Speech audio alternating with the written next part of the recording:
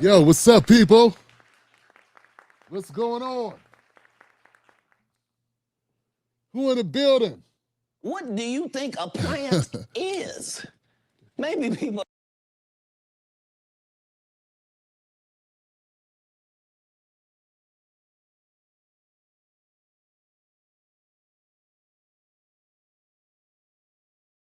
What up, what up, what up, what up? What's going on, party people?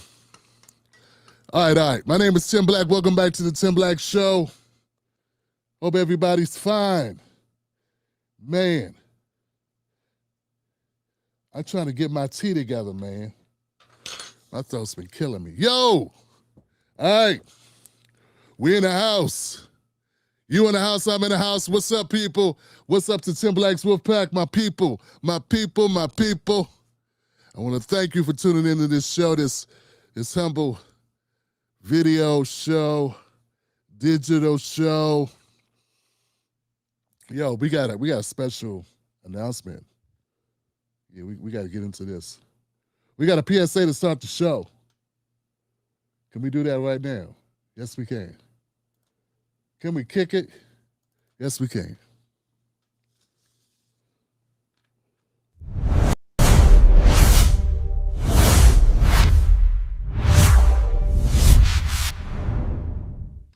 Pay close attention on your next trip to the produce aisle. The CDC is looking into several items potentially contaminated with the Cyclospora parasite that causes severe stomach sickness. Today, CDC doctors pointed to an alarming increase in illnesses in a special conference call. Routine stool tests don't always screen for this parasite. You may need to specifically request testing for Cyclospora. Since May 1st, the CDC's confirmed 1,645 cases of cyclosporiasis in 34 states. More than 5,100 additional reports still need to be investigated, and they say there could be a link between cases in Ohio, West Virginia, Kentucky, and Michigan, which has the most cases. Do you have any idea what this outbreak is linked to? From 1,000 interviews, one of the signals that keeps coming up is lettuce and salad greens. Fast food giant Taco Bell has voluntarily removed some ingredients from select stores, but the CDC says there's no direct link. Some doctors are recommending that you avoid bag lettuce altogether. Instead, you should opt, they say, for a whole head of lettuce and peel off the first 3 layers and then wash the remaining leaves individually. When it comes to fruits and vegetables, they say you should scrub them with a brush under running water, but they say the safest option is to cook your produce to at least 158 degrees. The incubation can be a week or even 2 weeks. That lag time does make the investigation a little bit harder to do. Who remembers what they ate 2 weeks ago? Exactly. The Washington Post is now reporting that federal and state officials are investigating whether or not certain Taco Bell restaurants played a role in the outbreak. When asked about it today, the CDC would not answer the question directly. Tony? Carter, thank you very much. All right, now before.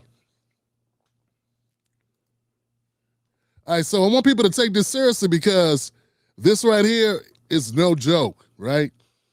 I mean, it can be very damaging, man. It'll definitely put a stop in your summer. Yeah, it won't be it won't be such a fun summer if you spend it on the toilet. Just to bring the point home, if anybody out there is skeptical, you know what I'm saying? Because we have had these types of health scams, exaggerations before. Here goes the sister telling you about her personal experience.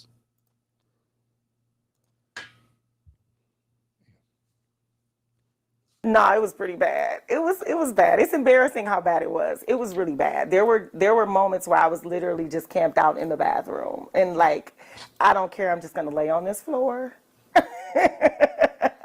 And there was like one night, I'm not a vomiter. One night I did have an episode of just like that was actually the turning point where I was like, the next morning, I'm like, okay, we're going to the emergency room. Because I remember calling and my baby came in and she's like, what do you need? I was like, something for me to get this out in. So she's bringing me a trash can and yeah, it was pretty bad. It was bad. It's not for the weak, I'll tell you that. And it's kind of scary to think like the effects that it would have on like elderly people or young kids or people who aren't healthy. Yo, well, I don't know, man. Look, party people, we got to be careful because they say this stuff is on vegetables. So, you know, that's the worst thing about it, right? I wish it was on something like pig feet. Yeah, if it was on pig feet, we'd be okay because we ain't eating pig feet no more. You know what I'm saying? Maybe it's on some chitlins. We'd be good. But they put it on the lettuce. Well, I ain't going to say they put it on the lettuce. They think it's on the lettuce. What I'm saying is people trying to eat right. Trying to eat like a rabbit and you end up paying for it. This person said they went to the bathroom 40 times in one day. If you got to go to the bathroom 40 times in one day, fam, you basically, I don't know if you're going to work from home, but you're going to be working in that bathroom. And we're not talking about the dehydration. I mean, obviously you're not keeping anything in your system. So you can get dehydrated, which can lead to other problems. Man, I don't know, man. I just thought we need to start the show off with this. Get the word out. If people been at work, they have been unable to see this. Maybe you didn't come across it on your timeline because there's a bunch of other stuff on your timeline. But yo, yeah, let's be careful with our produce. Hey, look, instead of just to be safe, how about we cook everything? How about we just cook it all? 158 degrees, no problem. I come from a people that we like our food well done. I like my medium, but I've been, you know what I'm saying, for this, I'll take a hit. I go a little beyond medium. You know what I'm saying? Go ahead. Let me go to mediums, what, 155? Mediums, 155, TJ? I think that's the temperature. I think well done is 165, I'm not mistaken. Anyway, they're saying make it, you know. So basically, if you want to be safe, everybody need to eat like they black. Yeah, used to talk all that smack. Mama, man, she damn near want to burn the food. You got to burn it if you black. You got to burn the food. The food got to be way past done. It's a rigor mortis. Is it still food? It look like a charcoal briquette. Yeah, but you're healthy, though. You're not in the upper room, are you? You still with us. Yeah, okay. Pick your battles, big man. So this is where we at, fam. I can't even pronounce the name of it. Sickle cell. I give up. The lettuce parasite. There you go. You know, we got to shorten everything. Real talk, fam, 1,645 cases in 34 states. Yeah. No joke, no joke. All right, family, so we are live right now on Facebook, X, YouTubes. There may be a couple other places. There's no one on those places. But just in case somebody's walking by and they get a glimpse of the show, maybe they'll stop by and holler at us.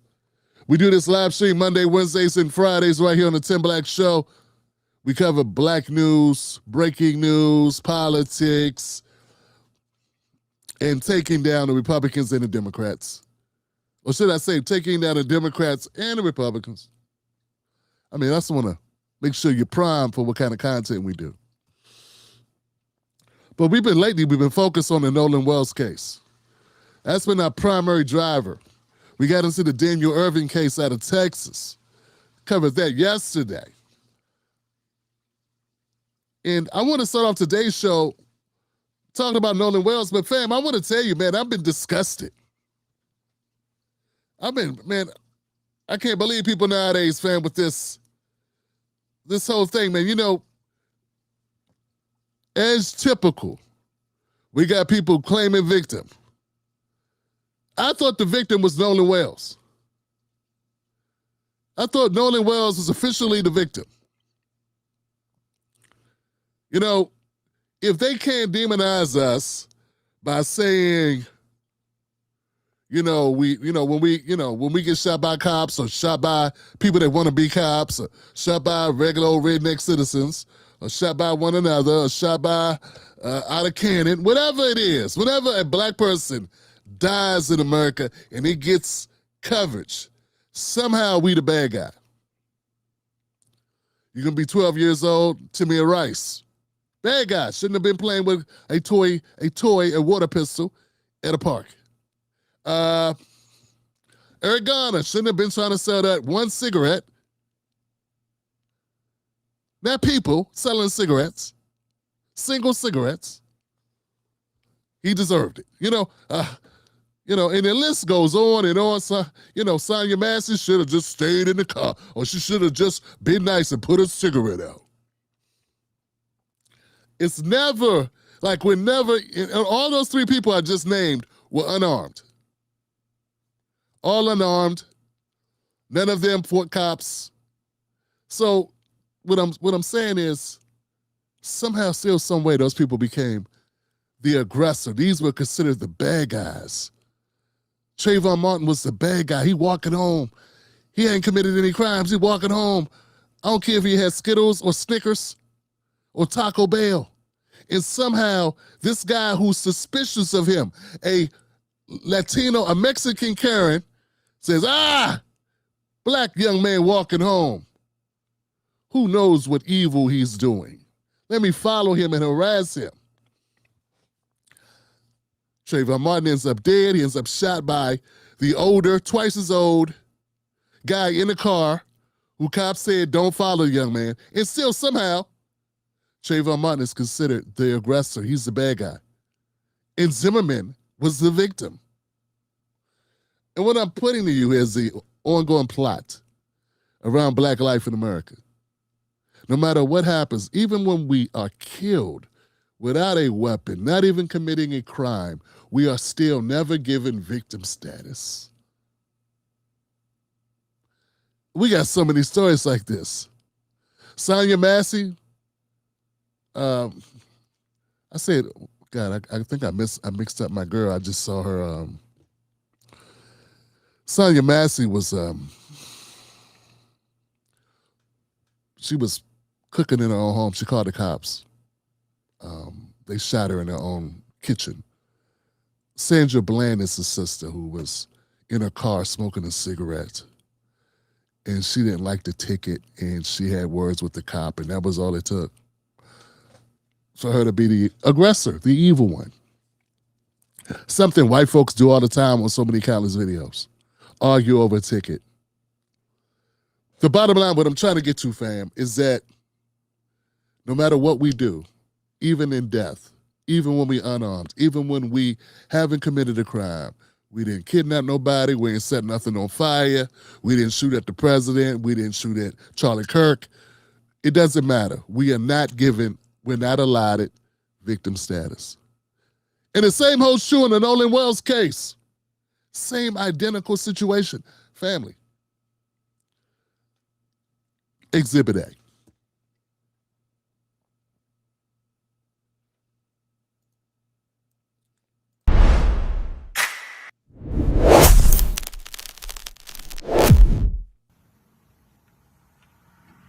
So this is the Wells family. They had a press conference today. There's no volume, there's no sound on this. This is them arriving. They're meeting with the district attorney, the lead district attorney on the case. I can't remember her name, but it's a white lady in Mississippi who's been the district attorney up to this point, and is very suspect in how she rules her cases. So it's a very good reason for us to have an independent investigation into the Nolan Wells case.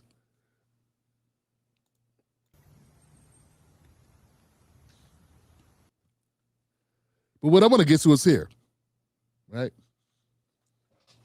Back here in the U.S. now, we have new reporting tonight on that mysterious death of an 18-year-old Nolan Wells. For the first time tonight, we now hear from one of the last people to see him alive. Aaron Katursky in Mississippi. Tonight, we're hearing from a friend of Nolan Wells who was with the 18-year-old on that isolated barrier island off the Mississippi Gulf Coast July 4th, the last day Wells was seen alive. It breaks our heart that we can't even fully grieve our friend because we're scared. Trayston Shepard says he and his friends are now getting threats, and he declined to speak with us on camera. But he addressed this social media video that's part of the investigation. I gotta stop right there. I gotta interject, family. This is what I'm talking about. The newscaster set the frame. And what we gotta start doing is having a better understanding of how they are packaging the news to get a certain response out of us, what kind of narrative they're trying to paint on us. This person, who I'm going to play tape later that mom says, hey, we don't even know who this guy is. This childhood friend we don't know. Anyway, the focus, his testimony, his phone call, that they played live as if it was, there's no way to confirm anything that he says, first of all. He does not, there's no evidence given. He just says, hey, we feel sad. We're not able to grieve.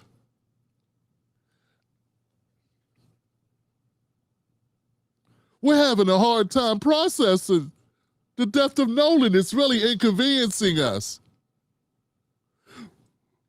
We're suffering over here. I want you to take a look at that. I want you to sit in that for a minute and recognize what's being said, not just by him, but by the newscaster. That news department, which has an editor, which has people that they report to. They decided to run this segment like this, where the focus is basically the poor alleged friend. You know how many people were on that island? They say there was like hundreds of people a couple hundred people on the island. Okay, they said it was a couple hundred people on the island. He wasn't necessarily. He didn't travel there with Nolan. He was probably on the island with all the other kids who came on that island, for summer break or whatever. But somehow he becomes the guy with the story, and it's all about him and how him and his friends are feeling attacked. I'm sorry, ladies and gentlemen, but I don't think that the news service should be focusing on the grieving alleged friends who haven't been confirmed by family or anyone else that they even really know Nolan or knew Nolan or have any real information about Nolan. So he gets to talk and play victim. Once again, family, where's the talks of the true victim, Nolan Wells? And if you think this kid, Trayston, whose name I shouldn't even have to ever learn. If you think this guy is he is a victim, what about Nolan Wells' mother and father? And no one talks about Nolan Wells' siblings.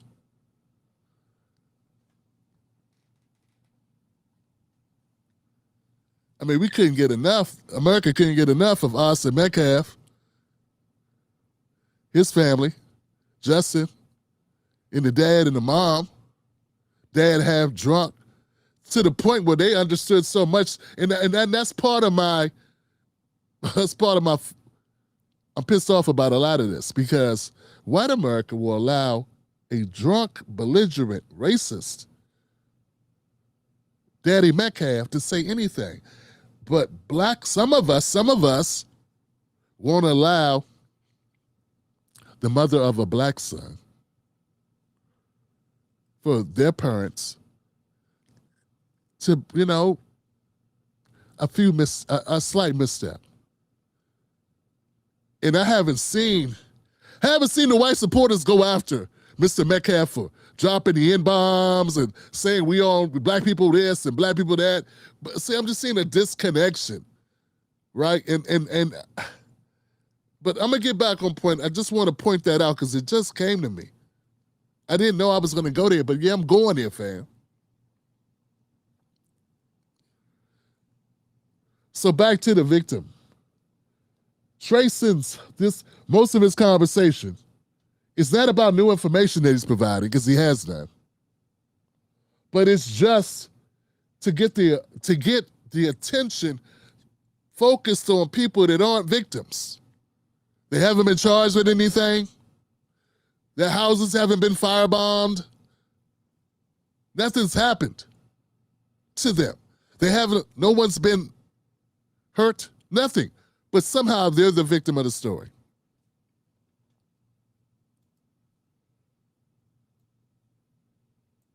Him alive. Aaron Katursky in Mississippi. Tonight, we're hearing from a friend of Nolan Wells who was with the 18-year-old on that isolated barrier island off the Mississippi Gulf Coast July 4th, the last day Wells was seen alive. It breaks our heart that we can't even fully grieve our friend because we're scared.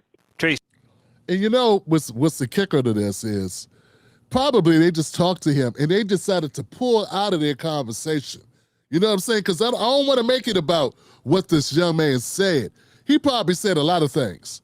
But the media who interviewed him and the people that put together this segment decided to paint the narrative and to use in certain comments to paint a picture. We got to be concerned about the picture that's being painted. And that picture is that these people are being hurt by this black young man's story. White people are being hurt. They're focusing on white pain and black death. That's my point. And that is an editorial decision. When you cover a story, you get to decide if you're cognizant of what you're doing, if you're aware that you have the ability to structure the story. Like I could have did a generic update tonight on Nolan Wells. I decided to frame it as, look at this, let's have that conversation. We'll do updates within the scope of the narrative I'm setting. Here goes the plate. I don't just throw the food on the plate, you put it in a certain way. And that's what the editors did here at CBS. They cherry-picked certain comments from Tristan to set up a narrative that white people are in pain because of black people.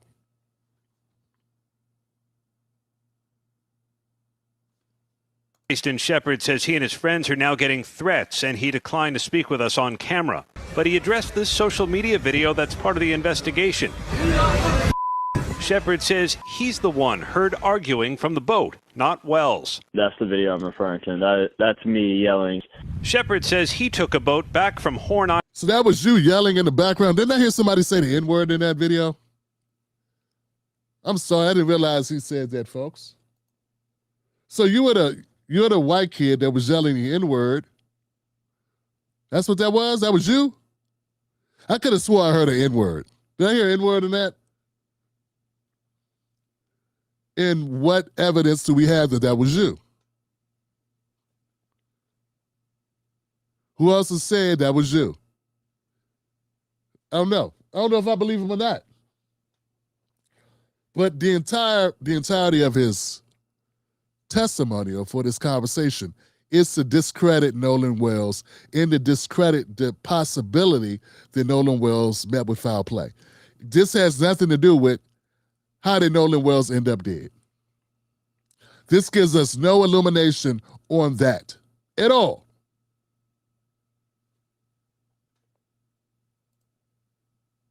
Island in the late afternoon, but Wells stayed behind with a girl he had met. Wells did not have his phone, but his friend tells us that's not unusual while swimming. When Nolan got in the water, he put his phone on the dash, also with probably other 15 phones. His parents say Nolan Wells went nowhere without his phone, but on July 4th, he left it behind in the boat.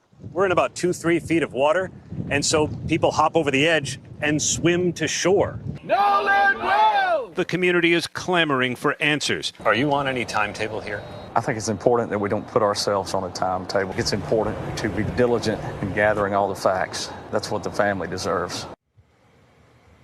We're also learning tonight, David, the local district attorney is involved in the case, though so far there's no evidence to suggest what happened to Nolan Wells involved a crime. David? Our chief investigative correspondent, Aaron Katursky, tonight in Mississippi. Thank you. I got a major problem with that because there is no evidence to suggest that there wasn't a crime committed. In fact, you haven't released anything to tell us anything.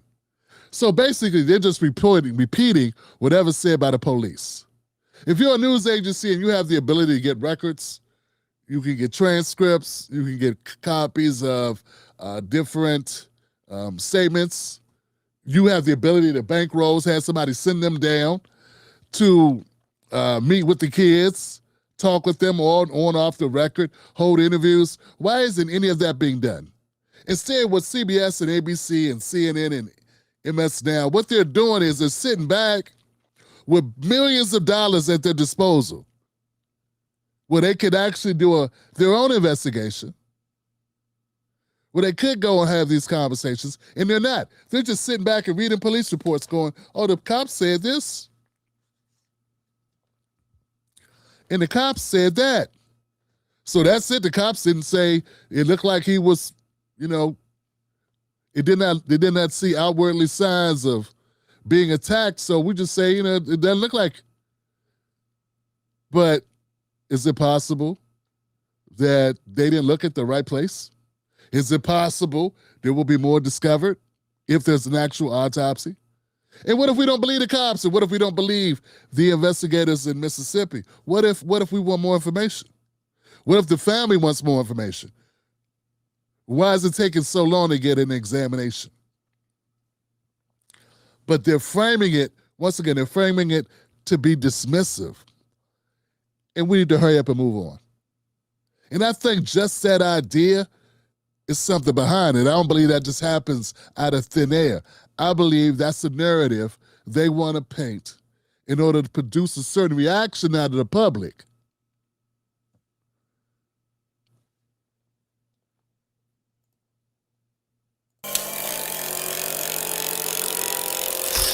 Suspect. Yeah. I found it suspect that one, we got this guy, Trayson, coming up, saying he was a close childhood friend. I don't even think people call themselves close childhood friends. I don't think that's the type of language people use. He probably said, hey, I know Nolan for a long time. We went to middle school together, or we went to high school together, or we went, I know him since the 3rd grade or the 5th grade, or, I never had a sleepover at his house. He's never slept at my house. I never went to picnics or vacation with his family and vice versa. That's why you don't see me with his family. So really, how close is he? Anybody here had any close friends growing up? I had a close friend growing up. His name was Rodney. He lived next door to me. We learned to ride bikes together. We did rock collecting and caught ants and bumblebees in jars together. We played football and basketball together. We hung out in the summers together. We slept in each other's homes together. We ate at each other's homes together. That's a childhood friend. How are you a childhood friend if the family going, who the hell is that? Huh? Who? How's that? And if he is a childhood friend, why did not CBS have some pictures, more than just pictures of him out? I mean, you could have pictures. I mean, kids take pictures of everything. You could meet somebody for 2 seconds and take a picture with them, hanging out, doing whatever you're doing. But a childhood friend carries a certain weight, doesn't it? Yeah, man, I think, so look, whenever I see a case like this where the investigation or the conversation and commentary from corporate media is this bad, is missing so many elements, has a lot of holes in it, I automatically think it's on purpose. Because see, unlike the Tim Black Show, they have editors and researchers and staff members and people that just walk around and pick up shit and take it over there and sit it down, and somebody says, no, that's not the right place, and someone else picks it up and takes it somewhere else, and they got meetings and roundtable discussions and last-minute cross-checks. Unlike them, you just had me, right? So when something gets to air in an environment where you have multiple people having salaries, I don't count that as, oh, well, maybe they just misspoke. Maybe they just made a slip of the tongue. No, there were checks and balances to put that crap on the news station, to put it on the airwaves, to put it out to the world, to put it out on digital. And we got to raise our IQ to see between the lines and realize nothing gets to air on accident. And if they are trying to make you feel a certain kind of way, and it's for a certain reason. They do not want black pain to be considered. They want to make the black victim somehow unworthy of empathy. And one way you do that is you say these good white kids that really liked him, who are really sad that he died so young. Does that not even sound like something your best friend says? We're really sorry to see Nolan die so young. Is that what people say? Have you ever lost anybody in your life and then said that? I mean, as a young person, can you imagine saying that? You lost somebody and you say, I can't believe he died so young. That's something you say. That's something an editor comes up with. Who says that? You say, where my guy at? Where's my brother at? My brother, I miss my brother. I miss my friend. I miss my homie. Where's my guy? What happened to him? Where's the urgency in finding out? Remember, even if you don't believe that it was foul play, something happened. You don't want to know what happened? It apparently happened in daytime around hundreds of people. Allegedly. And you don't, as a friend, you don't want to know? Let's keep going, but these are just questions I think need to be asked. And when CBS puts out a piece of content like this, and this is this pathetic, my spidey senses do more than tingle. My spidey senses and my alarms and my BS detector starts going off. I'm on 10. Because I don't believe corporate narratives. I don't think this boy was that close to Nolan. And I don't think that boy's life is in jeopardy. And if it is, call the cops. You're alive and well at home. Nolan Wells is deceased. That's the victim. Now you and your friends, with your deactivated social media accounts. Let's keep going, y'all. Let's keep going.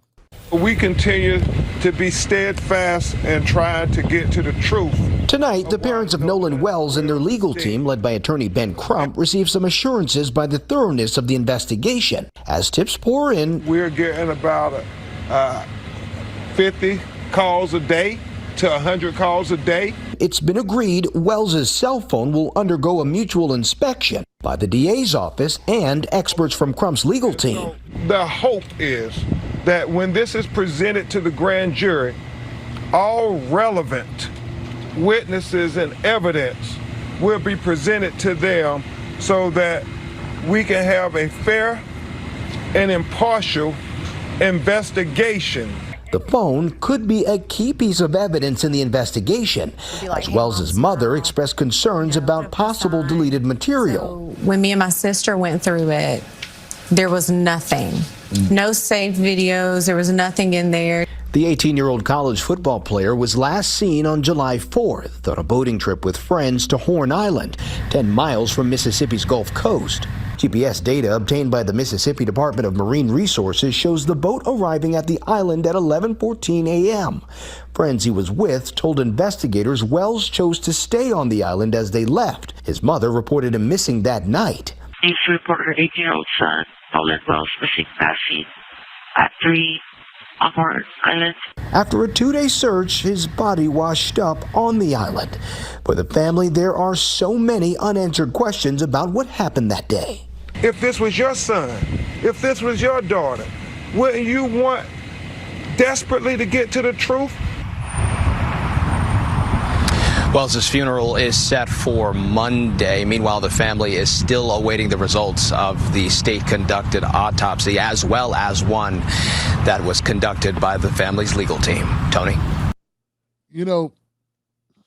All right, Skylar, thank you. Now, I'm not an expert in oceanic movements, but I did fish. I used to be an avid angler, and I guess anybody that calls himself an angler knows a little bit about the waves because that means you're a fisherman. And casual fishermen don't call themselves anglers. So there we go, there's that. And I can tell you this, tides come in and out, goes with the moon. And if a person goes into the drink during the day, by the time the tide comes back in, that's going to come back into the shore. It'll wash up. The fact that Nolan Wells' body did not come back that first day, it took an additional day for it to turn up, I find that suspicious too. And I'm not saying it's a possibility that it's impossible not to come back, but I like to know the weather. I like to know the winds. I like to know what the waves were doing in that 48-hour period. Because water going to do what water going to do. The waves go out. If you're trying to catch, right, you know what I'm saying? You're trying to catch fish, you want to know your tides. And those tides changing, you don't control it. Nobody controls it. And all I'm saying is they did not go out into deep water to find Nolan. He came back in with the tide. That's my understanding. And if that's the case, why would the tide wait? The tide doesn't pick up and go watch Netflix. The tide doesn't take a break. The tide does what the tide does. And what comes in with it, comes in with it. That's how people have been fishing and sustaining themselves for multiple millennia. So that doesn't make sense. That has me wondering, do we even have an accurate time of death? So I have questions beyond what these white kids did because they may not even been on a boat or been on the island at that time. I don't know, but I want to find out. I understand there's some people drawing different conclusions, and that's fine. We can draw different conclusions. But I say, you can have your opinion, I can have my opinion about what's the possibilities. I have my questions. And my questions are rooted in my experiences and my own personal expertise. I want to know what happened to messages on that phone. I want to know if anything was deleted and what and why. I want to know why they didn't turn over his phone. I want to know why they had to go retrieve it from them instead of them saying, hey, we got Nolan's phone. I want to know what was up with the tides, as I stated. I think those are relevant questions. But as usual, there's certain people who are making this about them. And we try to dig and try to figure out why is it that some people are so defensive about solving a murder investigation or a fatality.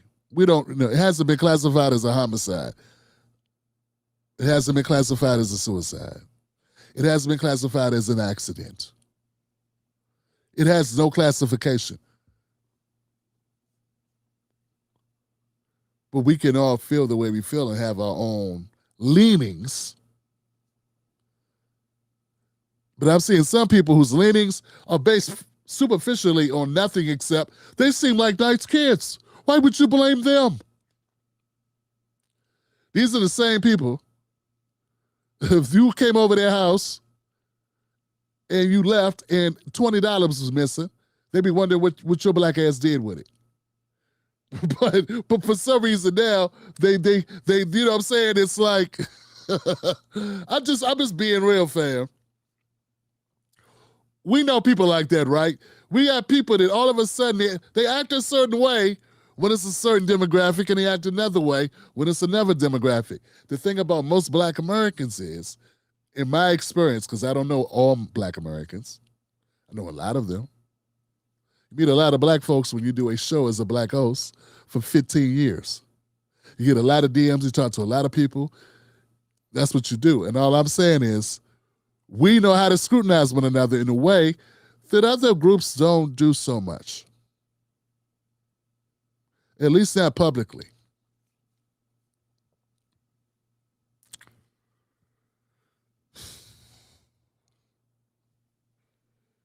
What's up with that? I'm not saying we shouldn't scrutinize one another.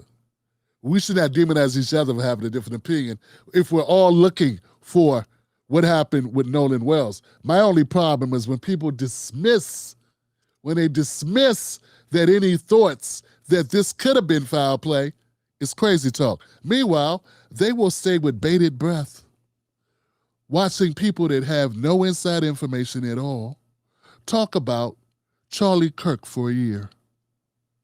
They're still discussing it.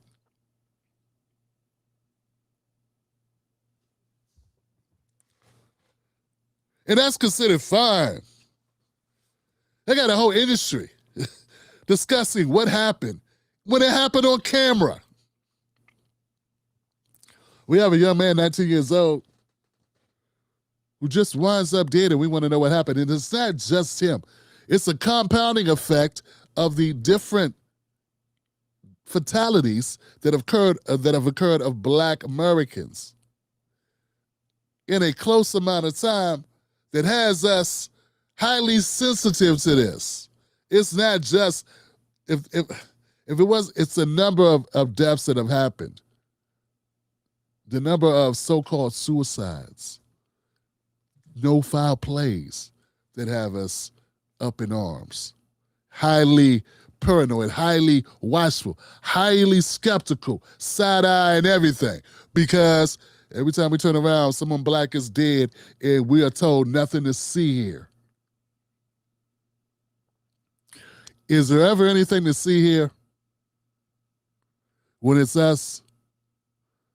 That's a real question. Apparently not. Apparently not.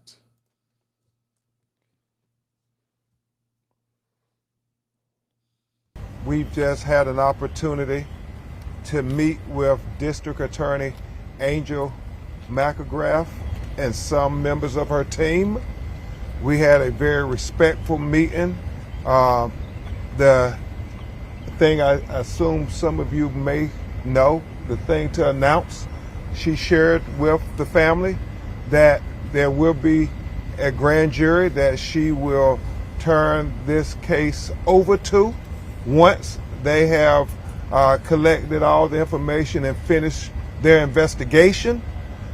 We also agreed that we will have a mutual inspection of the cell phone with our experts and their experts. Attorney Eric Hertz is helping lead the investigation team with former law enforcement experts who are going to help us with the cell phone download.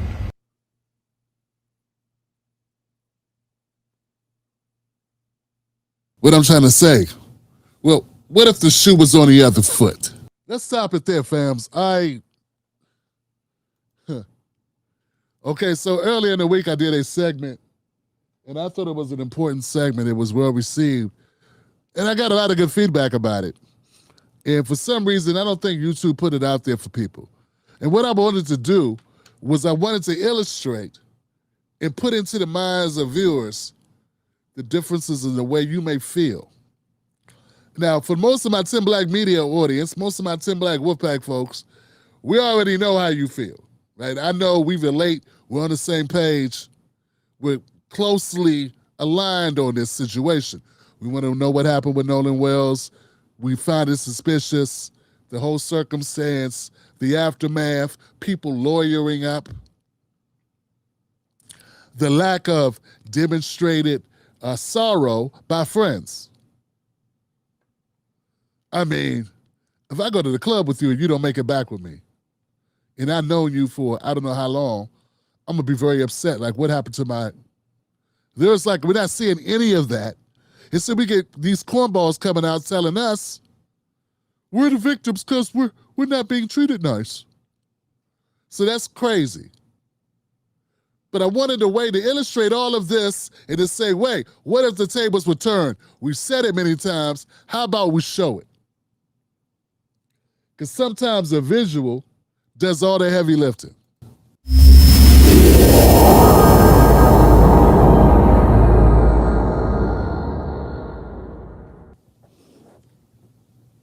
Suddenly, I see arrest warrants. Suddenly, I see the wheels of justice spinning and turning and spinning and turning, and they spinning and they spinning and they spinning. I mean, are we going to be real or are we going to be real?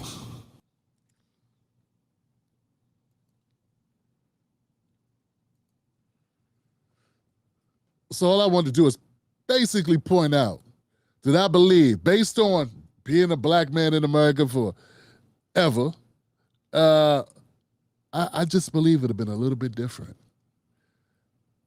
We've had stories where people wanted to get to the bottom of what happened to missing white lady. What happened to the missing white lady? Think of all the stories of missing white women. Right? Patrice O'Neal talked about this in his last comedy special, Elephant in the Room.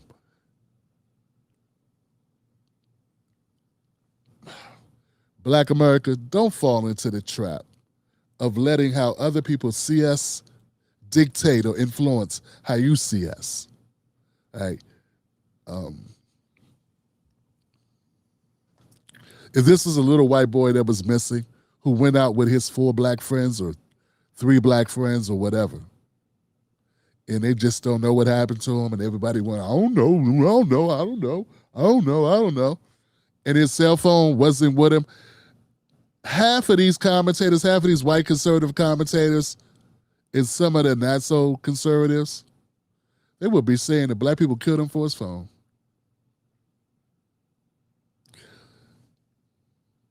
I mean, family, I just want you to understand how petty these people really are. It's only people get really level-headed.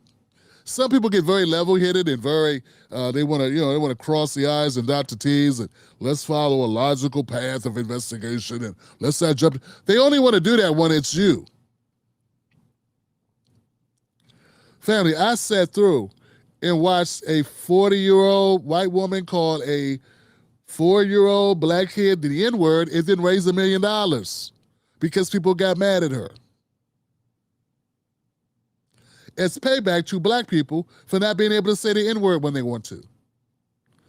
You best believe if white people are that upset that the white lady got talked to meanly online over using the N-word at a black child, you best believe that if a little white boy named Dylan did not make it home after being out with Trayvon, Donnell, and Scoopy, that's bad. What's Stewart? Spencer? I don't know. What's another black name? Levon. Yeah, Levon. I think they would have been very suspect.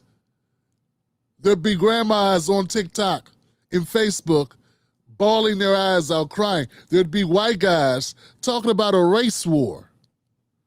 I mean, we all know there's a certain demographic of white folks that if the wind blows the wrong way, they're talking about, here comes the race war.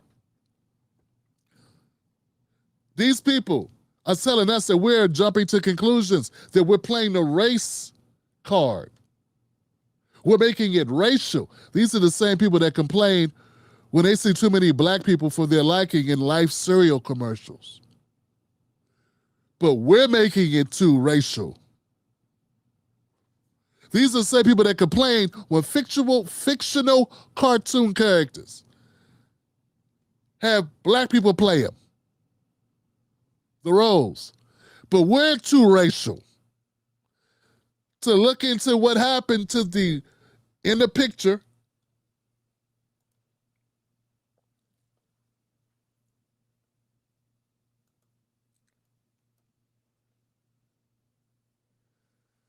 that one black kid in that picture.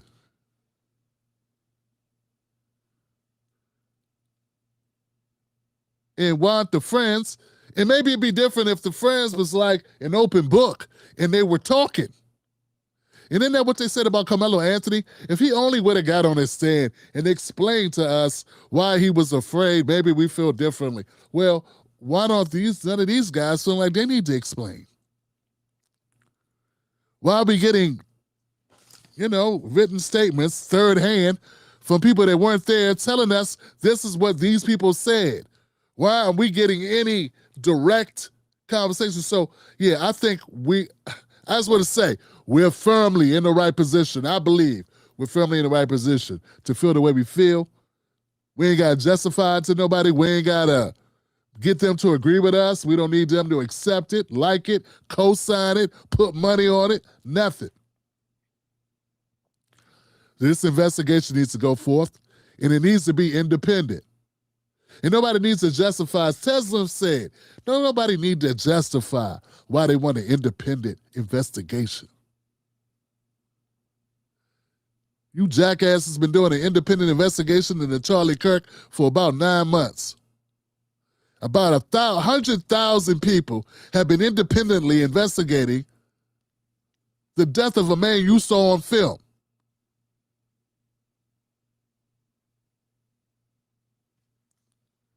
We got somebody who passed away, who lost their life, and we have no evidence at all. We haven't been given anything. And so naturally, people are going to be coming up with theories.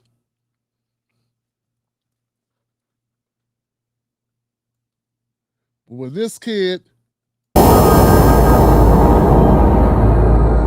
when the victim turns to the white kid in the sunglasses, I want you to know that America would be a totally different reaction, and these networks would be totally different. And your friendly neighborhood commentator would probably be singing a different tune. And I gotta say this, man, because it's part of my fight. It's part of what I do. I believe that most of the black commentators, regardless of what some of the sellouts say, they would be wondering too what happened to the white kid. Because see, the propaganda and the narrative is that black folks are so unfair to white people. That's that thing they've been selling, that we're so unfair, we're so mean, we hate them so much. Like a Kelly song. But a large amount of us will be wondering, what happened? What happened to the white guy? What happened? We form opinions in our head very quickly about that. Answers need to be given.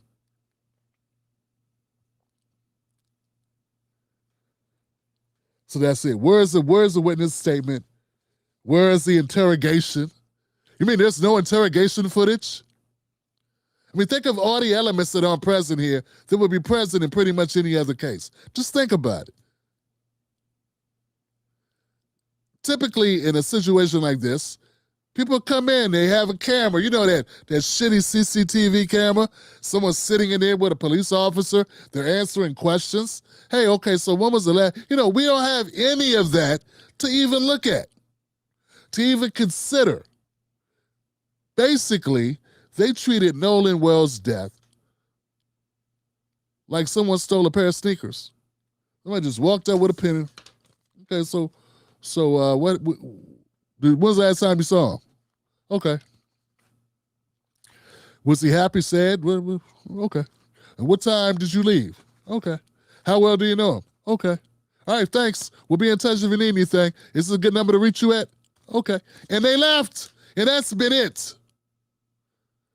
And I'm just saying, I believe once again, folks, I believe if that scenario was like this and it was a white kid that was missing, it was a white kid who they found after 2 days, whose cell phone was missing, whose keys were missing, who never came back with his black friends. What's that black island? What's that black spot black folks go to? I haven't been because I don't have money. It's a black spot. It's like a black beach. Anyway, someone knows it. This is it. This is the thing right here, family. This is what we're getting at. There would be no presumption, no investigation, no presumption. Thank you, Elizabeth. Clifford says there would be no presumption of innocence. And that's what I'm getting at. That's what I'm getting at, fam. And if that white kid would have went to the beach, a predominantly black beach, with his black friends and didn't bring his white ass home, people will be wondering what happened to the white guy. And you best believe there will be people up in arms. You do not need permission to be up in arms. I didn't say lose your mind. I didn't say, anything negative. But being concerned is being concerned. Because when we see, and people say, Tim, why? If you want to know why, I think it's a good conversation to have. Why should we be? Why are black people so concerned? And I think some folks don't understand that. The years and years of trauma that black people have endured, have gone through. Emmett Till is not a white story, it's a black story. I mean, once you know the story of like Emmett Till, just that one story of the one white boy the one black kid that pissed off the white people and never was seen alive again. Once you know that story, is it really a question you need to ask? Well, I guess you do have to ask the question when you don't care. Or even more than that, when you can't relate. When you can't relate to the issue. You just go 2 + 2 is 4. There you go. Well, it's when the things that you're counting aren't just numbers, but they're lives. And it's 2 dead boys and 2 dead girls. It's all of the black women who go missing every month in America. The number one trafficked missing person is a young black woman. And maybe when it catches up and it's mostly white folks, maybe then you'll be more sensitive. Maybe. I'm not guaranteeing it. So, we, like I said, we don't need to justify, but I just want to take a little bit of time and just kind of slow down on this because I think we're skipping over very important elements of the case and what it means. And if there's an occasional person that can learn something, it's not about hating anyone. I can only speak for myself and say, I don't know what happened. I have my suspicions, but I don't know. I need more evidence. But unlike some, I really want that evidence. I think I demand that evidence. And I'm not going to be silent about my suspicions to make you feel better and why you feel connected to the people who said they had nothing to do with it. If you believe those white kids had nothing to do with the missing Nolan Wells or what happened to Nolan Wells, then you're just waiting for the exoneration. Why so upset? Why so sensitive? If what you're waiting for is an exoneration so you can clap, you should just be sitting back anticipating exoneration. What I'm telling you is, it don't add up for me. And as a dad of a teenager, yeah, I need to know more. Let's keep it going, family.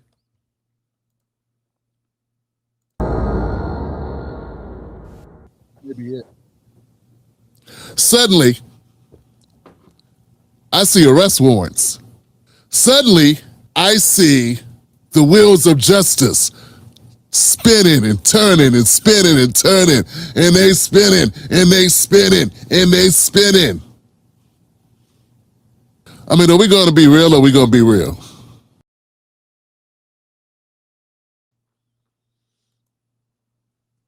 All right. Have you spoken to Tristan since Nolan's passing, and how are you responding to his account of what happened?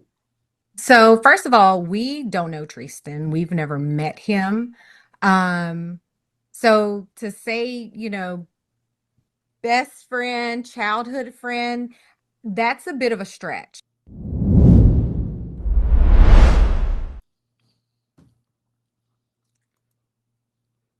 Yeah, just the fact that the mother of a deceased victim, right? The mother of a deceased victim says, I don't know who this person is, speaking and saying that they're childhood friends of my deceased son. That should be enough for the media to be like, who's this guy? And to kind of go back and do some cleanup on aisle 13. They haven't. They have not done that. So Tim Mack, you're hostile, you get upset, you're pissed. That's because I'm demanding that Black Americans get treated correctly and fairly. And that doesn't happen by being nice.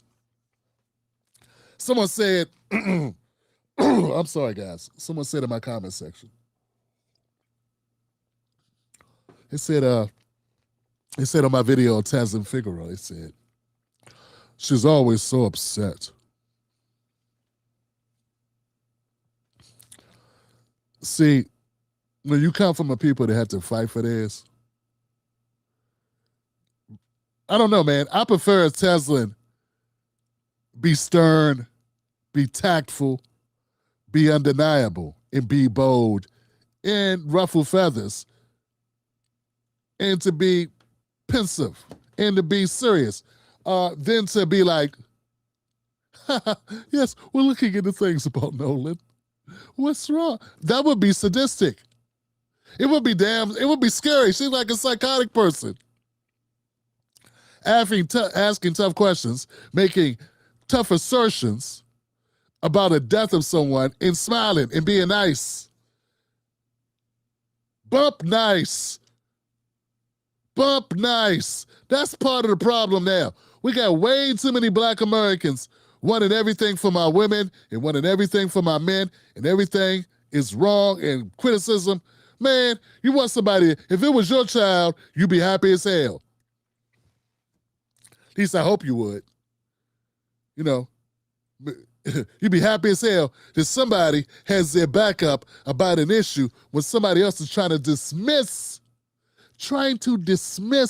the relevancy of race in America. Fam, there's things you can dismiss in America. You can dismiss if we need to eat lettuce right now, because lettuce right now has parasites in it, allegedly. You can dismiss if we need to buy Greenland. You can dismiss if Kamala Harris would have made a good president. But what you cannot dismiss in this country, in America, if you have any common sense, if you haven't even walked by a book, if you could spell the word book in history, you can never dismiss race in America. Ever.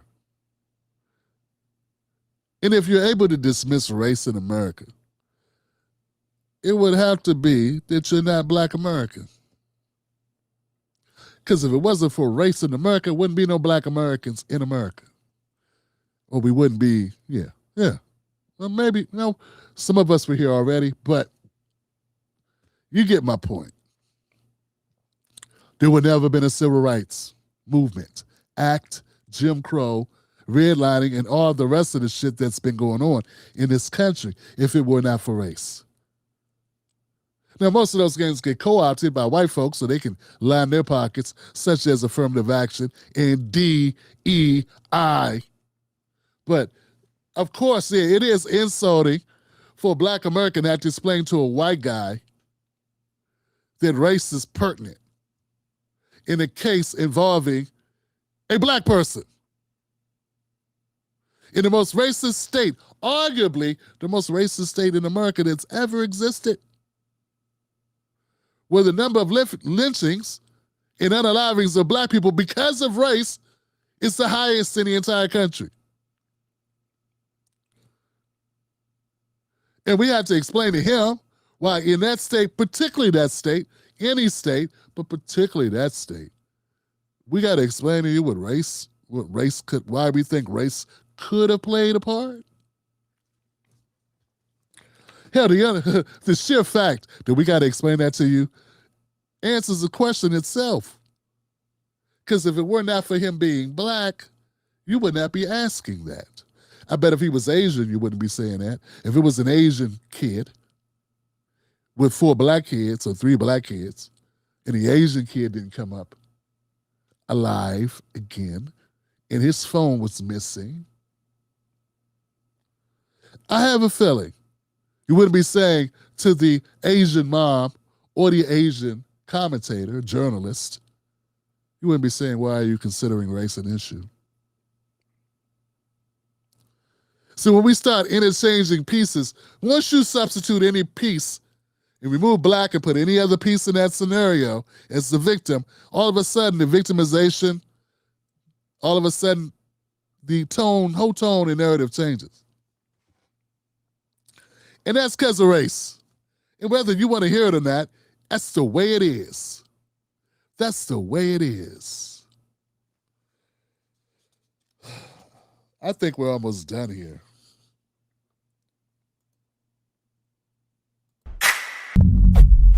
Next up with... All right, guys, put in the comment section, wow, do you think that, God, what's a good question?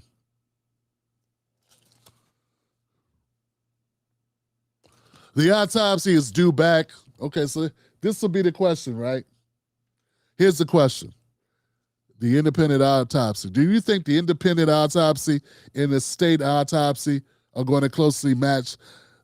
We do know that they're going to give the findings to a grand jury, and the grand jury is going to decide if this is a case worth pursuing. I want people to know that that's not ironclad. Now, I think the FBI is getting involved, and once again, we talk about Kash Patel. Any like Ramaswamy with a little hot sauce? Like, what are we talking about? So anyway, I guess my question is, do you think the independent autopsy and the state findings are going to be the same? Give me a 1 if you think yes, and a 0 for no. And that's kind of a barometer we could take to say, how people are feeling. Yeah. I don't want to color it. I want people to have their own opinions about it. I talked enough about it on this particular episode. Let's let other people have their conversation about it. And I will, on Friday, I will post the comment that gets the most traction, the most engagement. How about that? Yeah. Let's do that. The funeral I think is planned for Monday. Yeah. Funeral planned for Monday. That's it. And they say the autopsy should have updates soon. Yes. Willie Mays says no, he doesn't think that the autopsy will match. I'm seeing a lot of zeros. I'm seeing a lot of no's, fam.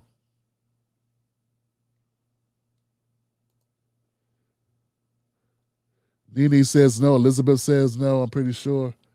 Yeah.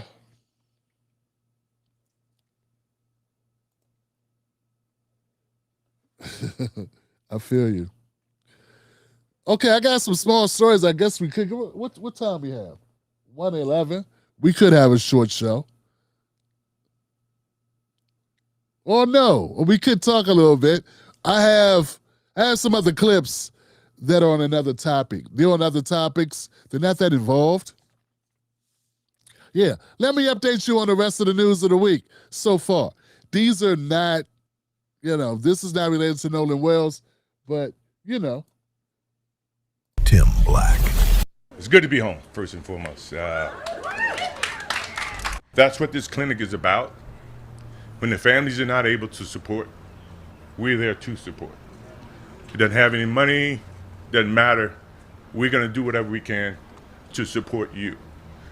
Because that's what happened to me. That's where I got it from. So we did it in Charlotte, and now we're going to do it here in Wilmington, which makes it even more special because this is home. This is where I came from. And no matter how you see Michael Jordan, this is where I started. This is where I'm always going to be a part of. So Michael Jordan, folks. Give it up for Michael Jordan, y'all. Give it up for Michael Jordan.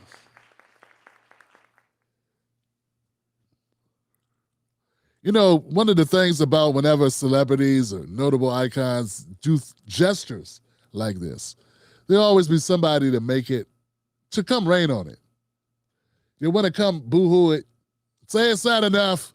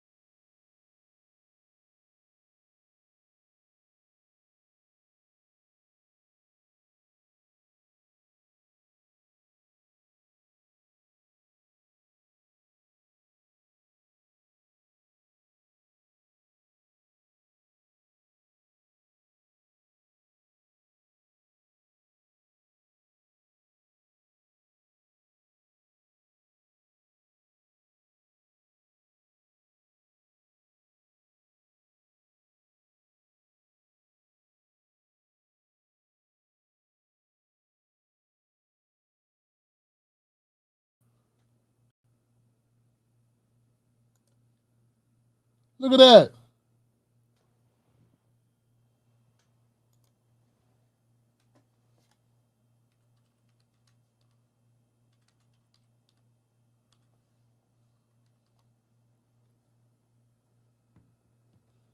Look at that, man. They didn't like me playing that little ass clip of Jordan.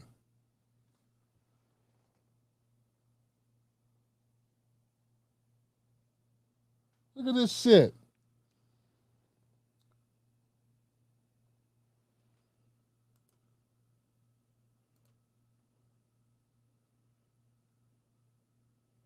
Is anybody there, man? This is pathetic, fam. I should have just ended the show. It's a little ass clip of Jordan being.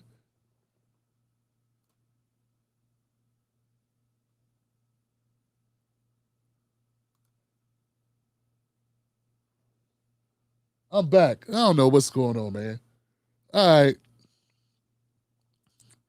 I tell me, man, this see what I'm saying? You can't have nice things in this country. The internet won't let you have nice things, man.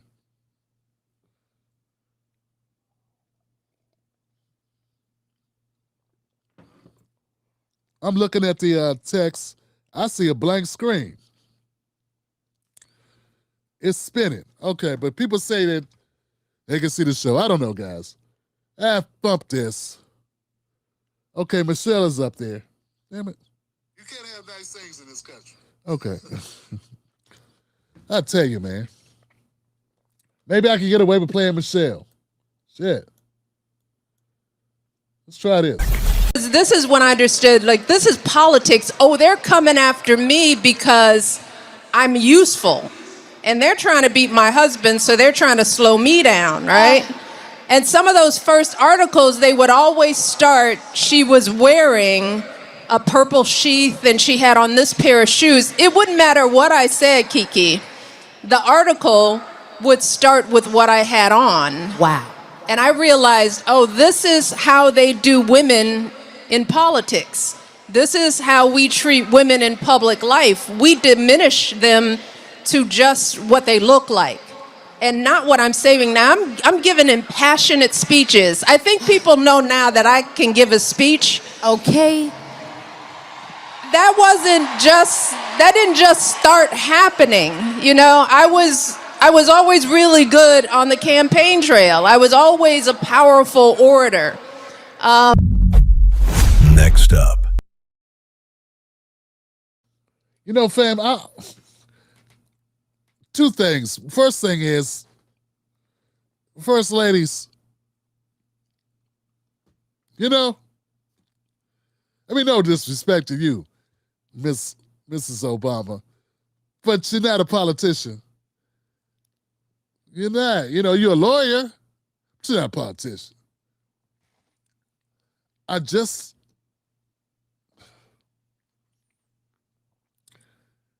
see your point where you're saying that they did not give much weight to your speeches. I'm wondering what you said in your speeches that was very, I know you say you give a good speech, a good sounding speech.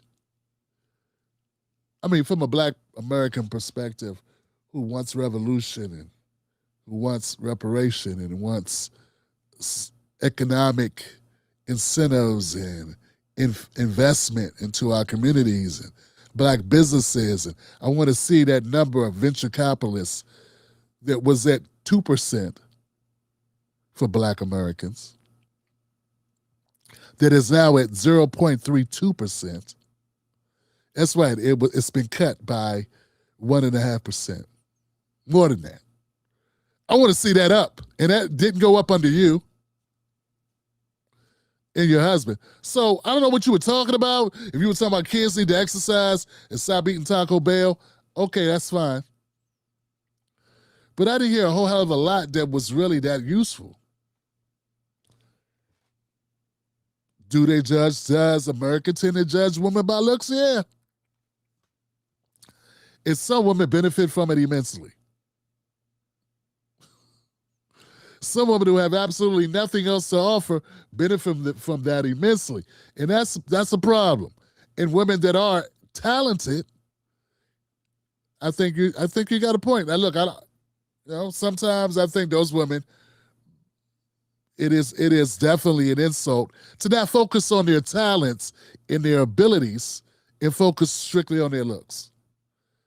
But it sells so well. I mean, Michelle, you're like an icon in fashion. Like you pivoted and started doing stuff with fashion. And now you're saying it was an insult for them to focus on your fashion. When the last time I heard you were promoting different fashion designers. I don't know. I don't remember you saying much like, it was like kumbaya shit. Your speeches were kumbaya. Your speeches were not revolutionary. We need Black people. It wasn't directed to Black people to do shit. It was more like telling Black people money doesn't matter. It's about love, and we need to all love one another and look within and don't let our money be. I mean, it was like, huh? What? What? When you on a campaign trail, ripping Hillary, talking shit about your opponents, yeah, that was good for your team. But I'm talking about what was really good for us. So yeah, I'm still on the fence about how effective really Michelle Obama was, is, and what she really represents. I can't say it's great that she and Obama, her and Barack, the Obamas, were mostly scandal-free, if not scandal-free. I definitely think that's something that needs to be recognized. I also believe it was that way because the media just wouldn't touch you. Because you don't have to be squeaky clean, or you don't have to be dirty for them to make you look dirty. And the fact they did not make you look dirty, even if you were clean, says something about the media intentions while you were in office. So being a person in media, I know how media gets down. And I know if they wanted to make it negative, they could have.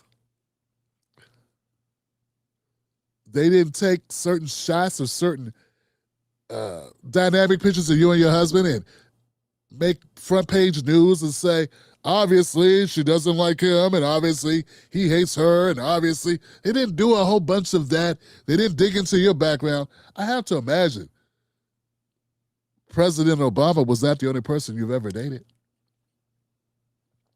How do we not know all these things? Never a traffic ticket? Never had a drink anywhere. See, you know how much money would be made off of that? Still to this day, how much money would be made off of a negative story about Michelle Obama? Lots. So the fact that there weren't stories like that every human being walking the earth has, because everyone has a past, everyone is young, or was young, it made mistakes. Where were all those stories? Instead, what we got was dumb monkey memes, ape memes put out by Trump, where you get to be the victim, and we used to see America is totally racist, and it leads back in a fishtail back to the fact we need the Obamas to help us get through this racist country, and we need the Democrats to steer us through these hateful Republicans. And I think the biggest tell is the fact that there wasn't a bunch of negative content out there about the Obamas that proved my point. So yes, I believe that Michelle Obama has a point here, and she also has some stink on it. The stinky part is, I don't think you were saying all that much that was going to change the world anyway. I think you were just fighting for your team, and that's fine. And routinely, in the modern era, vice presidents are ignored, even ones, even though you weren't the vice president, you know what I'm saying? You're the first lady. I mean, vice presidents don't even get paid attention to. Why would people pay attention to you? I don't even want to hear from what's her name? Damn, I just forgot Trump's wife's name. I bet you if you stopped, I bet if we stopped 100 people on the street and asked them, what was Trump's wife's name? I bet only about 20% could even tell you her name. But you know what I know, Michelle? 80% could tell them yours. Now, you may make this seem like nothing, and that is dehumanizing, but your popularity and her popularity, come on. So I don't know, sometimes it seems like we, and what I'm saying right now is something I think is pretty obvious, but I bet you it's not something you'll hear most commentators say. They're either going to try to tear you down or kiss your ass. And I'm going to do neither one. And that's why I'll be lucky if this does a couple thousand. Because that's not what the machine wants. It wants raw meat. Or it wants ass kissing. So it's either ass kissing like the Midas touch, or it's roasting you in an open fire. That would be like Candace Owens, Brandon Tatum, the Three Stooges, Jesse Lee, and other names of other sambu kum, yeah, rodent activity. Yeah. Anyway, guys, are we good, fam? Anyway, guys, look, my name is Tim Black. I don't know what happened to the connection. That's okay. I got through the bulk of the show tonight. I don't know why they cut it. Because it's Jordan's speech, I guess. Damn, I didn't know it was protected. Thought it was just somebody filming in the room. Damn. I guess it's Jordan, so it's worth money. You can't do a segment with Jordan's content in it. He wasn't dunking, dog. He was talking. They got my ass, didn't they? Got me cold, man. People are crazy. All right. Once again, my name is Tim Black. Go to TimBlackTV.com. Find me on Patreon. Become a VIP member of the Tim Black Show. We'll be back on Friday to do it all over again. Hopefully, we won't get shut down tomorrow or Friday. Go to the channel, find a video, watch it, share it with somebody. It's important. It helps us in the algorithm. Shout out to the Nolan Wells family. And let's keep up the good fight, guys. We're on this right side of history. And sometimes that's all you can say. Shout out to my moderators, Elizabeth Lunny, Nene, Rain of Tears. Thank you for being here. Thank you for putting up with me. I love you. I got your back. Remember, we got to stay bold. We got to stay courageous. But most of all, we got to stay dangerous. That's right. Don't let nobody take your cornbread. Media's trying to take your cornbread and try to trip you up to put money in their pocket. Tell you BS narratives.